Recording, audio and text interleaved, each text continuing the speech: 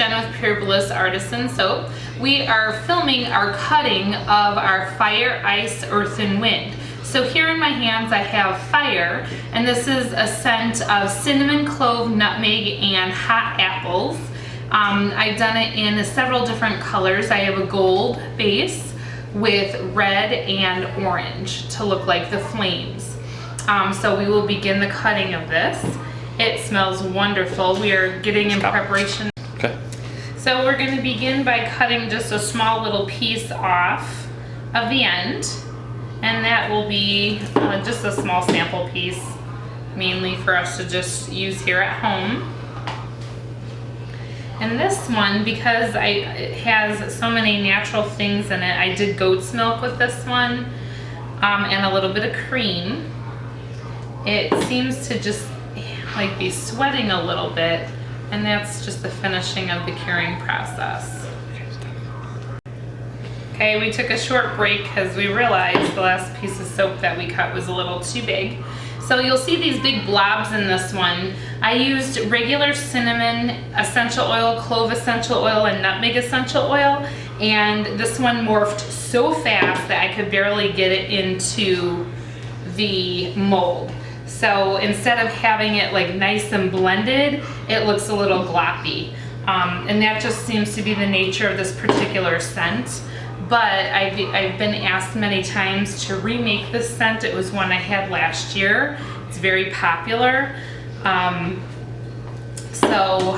the same thing happened last year. I did it in brown, black, and red, and the same type of morphing. So I was trying to do it. What I did is I processed it at a very low rate, about 83 degrees. So I was trying to keep it lower, hoping that it wouldn't morph as quickly, but it did.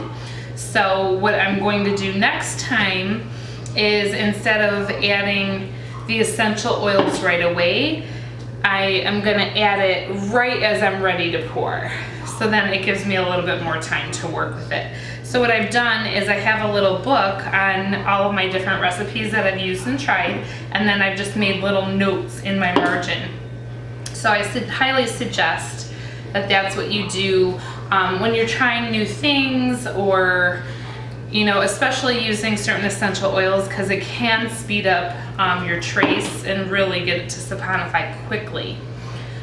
So you're always going to want to keep that in your notes, especially when you're making another batch of something that you have previously done. This way you can try a different process just to make sure that it works out.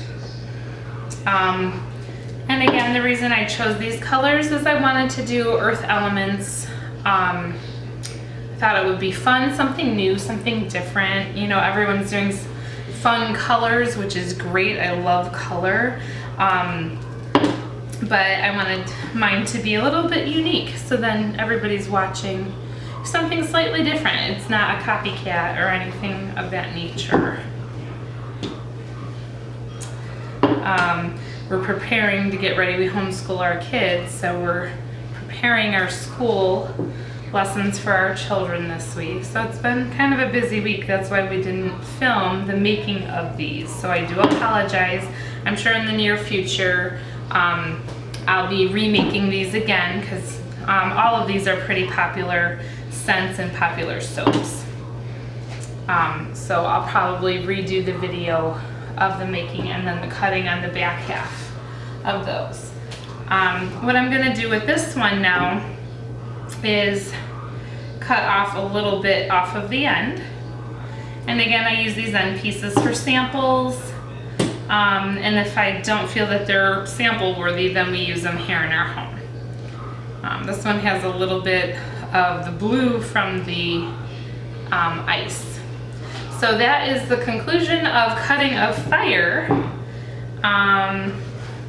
Now we're going to get into cutting the ice one, which is, I'll show you in 1 second here as I clean this off, because I don't want the scents to meld together on here, so I'd like to clean them in between. So the next one is ice. I did this several different blues. It kind of cracked a little bit on me the day I soaked. It was extremely humid here, and I had put it in the oven for it to get to its gel state, and when I pulled it out, that's what it had done. It crackled a little bit. So this is the ice here. This is kind of my favorite. It's a peppermint essential oil. I try to do as many essential oil soaps as possible. I just like how they come out. They're very earthy smelling, very natural, very crisp and clean. And this one, I had done a peppermint one last year that looked like a candy cane, so I wanted to change it up for this year and make it look more like a blue ice. Kind of representation. I don't know if anybody remembers the blue ice candies from when they were younger. And that could just be me showing my age, but this is definitely what it smells like. And it kind of reminds me, it's not exactly the color, but it does remind me a little bit of it. The colorant that I used in here was a mica from Nurture Soap, and it was two. I did a brilliant blue, and then I did a super sparkle to go in the blue. I don't know if you can see it on the camera or not, but there are some sparklies in that, and I just thought it would just put a little bit of pizzazz to the soap, make it very eye-catching, and even fun to wash your hands with, and fun to give as a gift as well. So I always like things that have fun colors in them. Okay, so we may speed the cutting of this up on our video, so if you don't hear me talking, that's what we're doing. We're just speeding it up. And now I'm just quickly cutting these. You get the general idea. They all kind of look the same.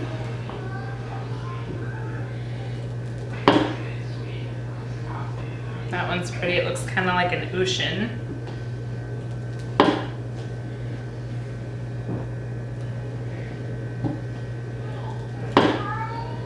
And I did the drop swirl method with this particular soap,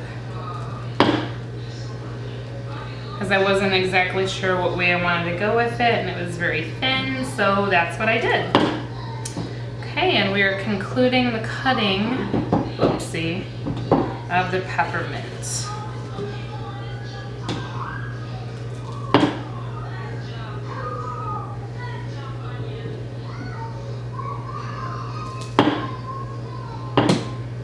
Okay.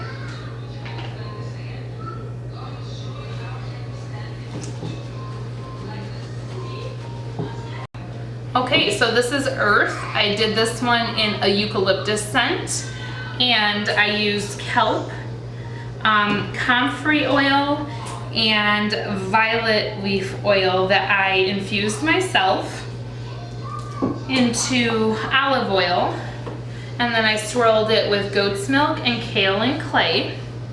So that is why you have like the really pale green on the top and then the lighter green on the inside. Violet leaf is amazing to the smell when you infuse it into olive oil, and it's very skin loving. The reason that we like to use goat's milk in our soaps is goat's milk has the same qualities, or properties rather, as human skin. So it's nice to wash your hands with, your face with it. Gives it a nice tingle, but it won't burn or over dry your skin. So that's the good thing about both eucalyptus and the kale and clay and the goat's milk. I am really liking how this turned out as far as color. This one I did the in the pot swirl. It was just real quick, and sometimes you get the neatest little designs when you do it quickly and kind of pour it out into your mold. And again, I'm really enjoying the way the little pale green swirlies are in there. It kind of looks white but it is pale green, I do assure you on that.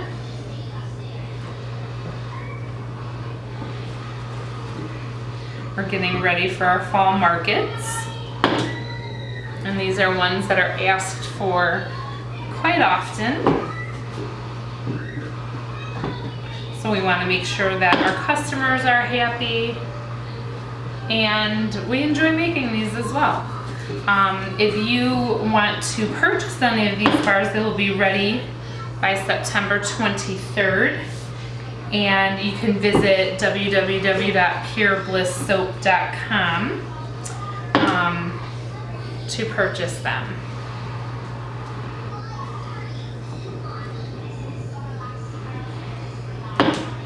And again, if you like our videos, please like, give it a thumbs up, subscribe to us, share it with your friends. That's how we're able to grow. And go on to our Facebook, www.facebook.com/pureblissartisansoap. We have a Twitter account, an Etsy store, so please check all of those out. So that was the cutting. That concludes the cutting of Earth. And now finally we have Wind. So Wind is scent-free goat's milk soap. This one I soaped at a very low temperature, but again, there's some crackles in there. It was extremely humid the day that I made these. This one also has a little bit of kaolin clay as well. I find that the clays are just really nice to work with. So that's my sample piece. I get asked very often for scent-free goat's milk, and so we decided that we would include it in this series. And what better representation of Wind, because Wind really doesn't have a smell. It's just kind of there, it's fresh, it's clean, and so is the soap. It's very fresh, very clean, with nice skin loving properties. The nice thing, if you're not used to buying homemade, handmade soap, the very nice thing is when the lye water and oils come together, and once it comes to what we call a trace, it saponifies and the lye water goes away, and when it melts together with the oils, it turns into a glycerin. And usually store-bought soaps have extracted their glycerin out of their soaps to utilize it for other things. Thus, it could potentially dry out your skin. Not for everybody, but some people it does. So whenever we had a chance, before we really started making soap 10 years ago, we would buy homemade, handmade soap just because we just felt like with the amount of money that we would spend on it, we were getting a little bit more. So I encourage you to buy from people who make things by hand. It helps promote their art. You'll get a good quality, whether it be soap or purses, handbags, wooden items like this cutter I'm cutting on. I bought this off of Etsy. It's a bud, and we couldn't be more happy with this cutter. It has served us very well in our soap making endeavors. I have other soaping friends that they were just using a crinkle cutter to cut their soap, and they went ahead and purchased this, and they are just thrilled that they purchased their Bud. So thank you, Bud, for making this soap cutter and having it available on Etsy so we can have good tools to use while making our soap and getting better at our craft. So these are just natural bars. You'll see in the center here it's a little bit lighter, and that does occur from time to time. That happens when it goes into a gel phase. So as time goes on, it'll morph back into a normal bar and everything will be the same color. So thank you, and again, subscribe, like us, Give us a thumbs up if you like this video. If you have any questions, please put it in the comment section below. Thank you and take care.